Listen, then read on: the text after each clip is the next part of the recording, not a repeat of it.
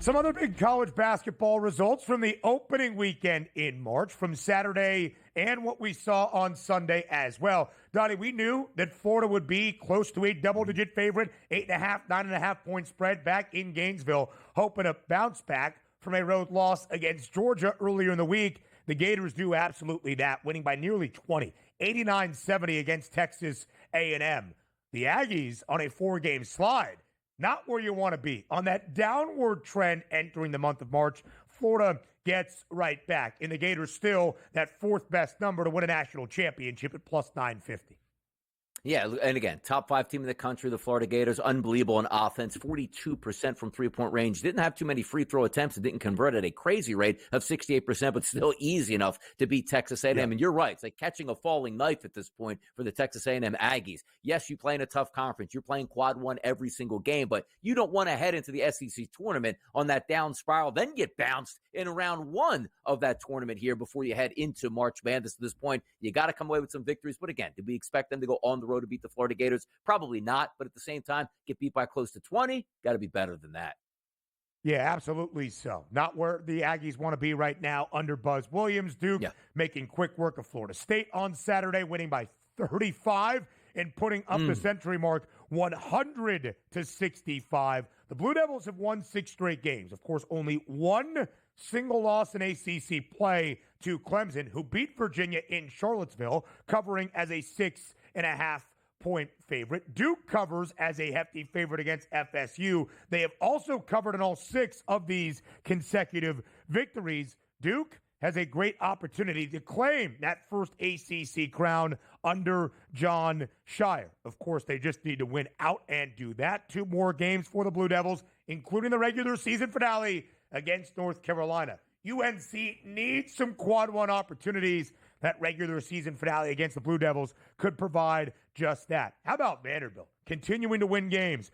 4-point win over Mizzou as an ever so slight home dog against the Tigers on Saturday in OT, 97-93. And Donnie, a team we have told you to keep an eye on, Iowa State, when healthy with how they play basketball, based on the trends. They could be a team to keep an eye on in March. The Cyclones, a 20-1 price, and we're finally at full strength on Saturday at home in Ames with the return of Keyshawn Gilbert. They win by 17 against a top 25 foe in Arizona, 84-67. Iowa State easily covering as a 6.5-point favorite. Everybody was there. Curtis Jones off the bench. Nate Heist delivering some threes off the bench as well for TJ Otzelberger. Milan Momcilovic also performing very well. And Keyshawn Gilbert back in the fold. Iowa State win healthy. A team that is tailor-made to make a deep run in March. No doubt about it. And also, if you're looking at the Big 12, one of my favorite college basketball conferences here, like 2 ticket prices here that make a ton of sense. And on that graphic, which we popped them up, Iowa State and Texas Tech, because you hit the nail on the head. Sometimes you're going through some of these games where they're taking losses here, and you say to yourself, what happens if the team is at full strength here, and what sort of price point am I getting? Texas Tech, you see 30-1, and then Iowa State at 20-1. Those are 2 tickets I'm going to find myself playing here come March Madness, but I think the timing is right here, and also from that Saturday game for Texas Tech, I didn't know how well they would be or healthy they would be on Saturday. They got a big lift by getting a couple starters back. They made their 3-point shots and went into the fog and picked up a key victory. So Iowa State and Texas Tech, they're going to be on my radar for one of those longer shot tickets here that can do some damage. The Red Raiders winning outright in Lawrence as a 4.5-point underdog, a game we talked about as well. If Texas Tech is healthy, they can beat everybody. In Kansas, things are so bad that Bill Self, after the game, released a statement about Kansas just trying to play better basketball at the end of the regular season. A statement you only normally see, Donnie, unless somebody is in trouble. But I guess just from a basketball perspective, KU is exactly that, in trouble. Now, 8 Big 12 losses for the Jayhawks this year, the second consecutive season of 8 Big 12 losses. Donnie, since the year 1980, Kansas has missed the tournament just 3 times. 1982, 1983, 1989. The only 3 years up until these previous 2, Kansas had lost at least 8 conference games. Not a good sign for Kansas. Not going to miss the tournament this time around, but they're not going to be on the 4 line, at least, where they have been the last 20 or so years. The Jayhawks are struggling mightily after a second consecutive season booked as the number 1 team in the preseason poll in that AP Top 25. What a week in college basketball. On the men's side, you have the balance between the final week of the regular season at the high major level and conference tournaments that have already begun at the mid-major level, trying to earn that automatic bid, winning a conference tournament into the big dance in all that we are going to see this week. The month of March, even before the official madness underway in the NCAA tournament, is always chaotic and important. Let's start in the Big 12, where Houston has already won an outright regular season crown. The second consecutive year for the Cougs in each of their 2 years in the Big 12, going home with a conference tournament and being the one, or conference regular season crown and being the 1 seed in the conference tournament. So, Donnie, there might be an idea how motivated is Houston at this moment as they host Kansas, a team that really needs to find its footing entering the postseason. 9.5-point spread tonight in H-Town in favor of the Cougs. Total at 132.5. Can Houston win comfortably and cover tonight against KU? They should be able to because, again, styles make fights in this point. And as you said, they're looking to find their footing on offense. They're not going to find their footing on offense tonight against the Houston Cougars defense. Number 1 in Big 12 play. Now, keep in mind, there's 16 teams in the Big 12 here. You take a look at the 3-point matchup. I always say this, Ben. How do you attack Houston when they're just absolutely ferocious? You must shoot over them from the 3-point line, and they're 15th out of 16 teams at letting you shoot the 3-point shot in Big 12 play. Perfect, right? That's a great recipe. What happened if I told you volume-wise, Kansas is 14th out of 16 teams at shooting the 3-point shot, which means they'll take their chances, but not liberally out there, and that's going to hurt them. Why? Point distribution in conference play for Kansas. You know they have the big Hunter Dickinson, like to go inside. They're number 1 at 57% of their offense coming from inside the arc. However, who's the nastiest, grimiest defense in the Big 12? It's Houston. How about their point distribution?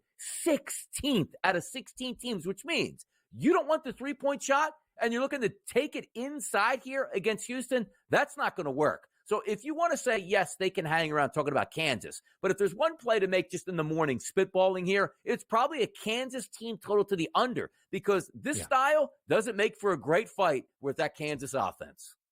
Houston has won 8 straight games. They've only covered in half of those. You felt like the game against Cincy at home on Saturday would maybe not be the Cougs' best performance. They still win by 9, comfortably, 73-64, but booked as a 12.5-point home favorite.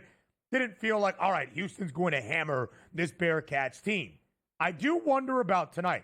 Houston's still playing for the 1 line. They are certainly in position to be a 1 seed in the big dance. Kansas just trying to play good basketball. The Jayhawks not going to miss the NCAA tournament, but we have no idea where the Jayhawks are going to be. 8 seed, 9 seed, 10 seed, 2 consecutive decades of being a 4 seed or better in the big dance. Very likely going to come to a close here in 2025 for Bill Self and the Jayhawks. How bad are things in Lawrence? Bill Self released a statement on Saturday night after KU lost at home in the Fog as a 3.5-point favorite against a good Texas Tech team. Not to address some crazy situation, although I'm sure the fans were not saying very nice things to that Kansas bench during the game, even at home. Not to address something that happened off the court or some big scandal, just to basically say, we are going to hope to play better basketball down the stretch. And if you need to criticize this team, come after me. What? You don't see a statement released on official Kansas letterhead unless I thought Bill Self retired on Saturday. He did not. Donnie, I don't know if I'm going to back Kansas to keep this game within margin. As an underdog in Big 12 play 3 times, 0-3 against the spread, over in their last 2. But much like you, I kind of think Houston dominates this game. Can they dominate and win by 10? Sure, absolutely. Do I want to bet on it? No, I don't have a great feel for this one. But I'm not confident that just because Kansas needs to play better basketball, they will tonight in the Fertitta Center. No, and you're right about that too. And you try to steal buckets, as we like to say, when you're playing a better basketball team, which is Houston, is better than Kansas. Understand this too. Kansas, 13th out of 16 teams, man, at getting to the free throw line. Even though Houston will foul you, they probably can't take advantage of that. And if you're looking for point distribution, 13th out of 16 teams is Kansas at the free throw line. So you're not even stealing free buckets, which means every possession is going to be a grind for the Kansas Jayhawks tonight. Yes, it is certainly going to be. DRS, let's go to the ACC. Huge game for Duke. Try to hold everybody off to stay atop the ACC. Win the first regular season crown under John Shire, and maybe more importantly, be the number one seed in the ACC tournament starting next week. The Blue Devils, of course, just one loss in ACC play. They're 17-1 straight up with 2 more games to go. They have won 6 straight. They have covered in their last 5 as at least an 8.5 point favorite in all of those. And the only non-cover is a 23.5 point favorite against Cal. They won that game by 21. Duke has gone over in 5 straight and in 8 of their last 10 as they host a Wake Forest team tonight inside Cameron Indoor. If the Demon Deacs are going to make the NCAA tournament, they need to steal a few down the stretch. Not expected to steal this one. Yeah. 20.5 is now 19.5, but still a 19.5 point spread in favor of the Dukies at home. And that's what happens when you have the number one most efficient offense in conference play and also the number one most efficient defense in conference play. That's the Duke Blue Devils. If you're trying to line up an angle for this game, Wake Forest does have a pretty good defense. They're very good at turning you over, but Duke's number one in conference play at not turning the basketball over. Here's where the game's going to come down to whether or not they're going to cover that large number. So maybe you want to bet the 19.5, 20.5. Here's the way I would play it. Duke is fantastic from behind the arc at 39.6%, rounded up to 40%. They're also number 2 in conference play at taking the three-point shot. You know who's dead last in conference play at letting you shoot the three-point shot? It's Wake Forest. However, they do defend it extremely well. So if they're going to have a big game for Duke, the 3 ball is going to have to go down. There's going to be a lot of them. Look at some of those players from the three-point line tonight. That's the attack advantage for Duke. They're probably going to shoot at least 50% of their shots from three-point range. Capitalize on that. Don't worry about the total. Don't worry about the side. Things will take care of themselves if they make the three-point shot tonight. Wake started off ACC play 7-1 before hosting Duke in a huge game a couple of weekends ago. Lost that game, but did cover. We'll see if that happens tonight. Johnny, enjoy the money line. More on the early line up next. Welcome to the month of March, live right here on the early line as we round out the first Monday in March. 5 weeks from right now, we'll be getting ready for the national championship game in San Antonio to crown a national champ in the men's NCAA tournament. So everything that happens from this point on has direct implications for the big dance. And of course, conference regular season finales as we get ready to end out the regular season at the high major level. Conference tournament positioning in terms of where you will stand in the bracket, who wins the regular season championship, and further implications for the NCAA tournament. Trying to make sure you are on the right side of the bubble or bolster your seed line. A lot to love tonight in college basketball as we continue with Sun tournament action.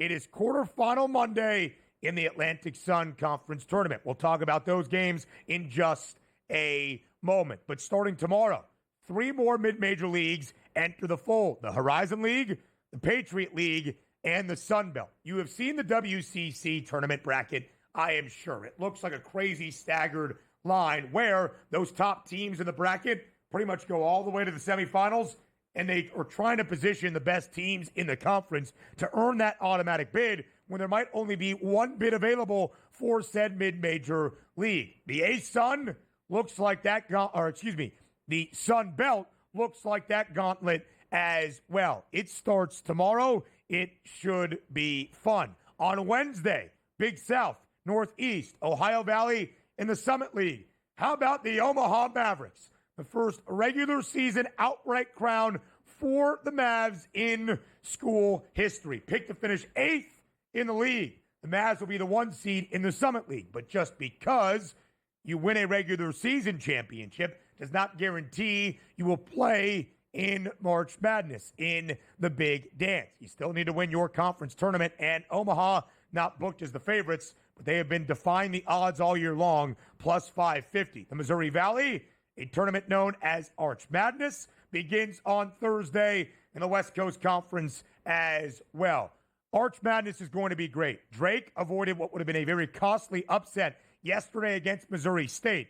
And this year, Ben McCollum and the Bulldogs have been sensational. Only 3 losses, in my estimation, and many around the bracketology science field getting ready for the big dance. The Bulldogs have done enough to be an at-large team regardless of what happens in MVC tournament play. It is a great league. Bradley, Northern Iowa, they will be hunting down Drake for that automatic bid. But I do believe that regardless of the result in Arch Madness, Drake should be dancing. One of the issues, though, once you get to this time of year, if mid-major conference tournament play does not go as expected, and you get some bid stealers, especially at the high major level, teams that have no business being on the right side of the bubble, bolstering their resume either with a deep run in conference tournament action or just winning the conference tournament and thus the automatic bid.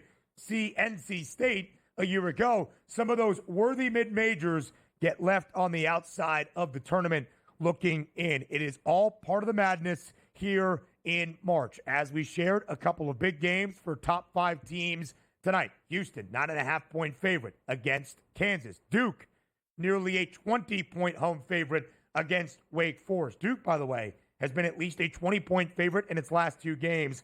They have covered the number in both of those. In the Big Ten, we continue some action. Northwestern has a very long road to get to the NCAA tournament, but the Cats, despite being without 2 of their best players down the home stretch, Brooks Barnhizer and Jalen Leach, have been playing great basketball as of late under Chris Collins. Tonight in Evanston, the Wildcats host UCLA. The Bruins have not been great away from the West Coast. Only 1 win outside of the Pacific time zone for UCLA in Big Ten play. That was against Indiana in Assembly Hall before this version of IU had really figured things out. How about some Sun Quarterfinal Action where the top 2 teams in the conference tournament enter the fold? That would be the 1 seed. Lipscomb, they're a minus money favorite to win the conference tournament, taking on the upset-minded Central Arkansas side that knocked off last year's ASUN tournament champ in Stetson last night. North Alabama in what could be a testy game against Austin Peay. I took Austin Peay with 11.5 points tonight. Maybe Lipscomb first half team total against UCA. It is 39.5, some juice on the over. Barely made it through that. My heart is racing. My voice is almost gone. That is the beauty of March. We'll see you tomorrow, 8 a.m. Eastern Time.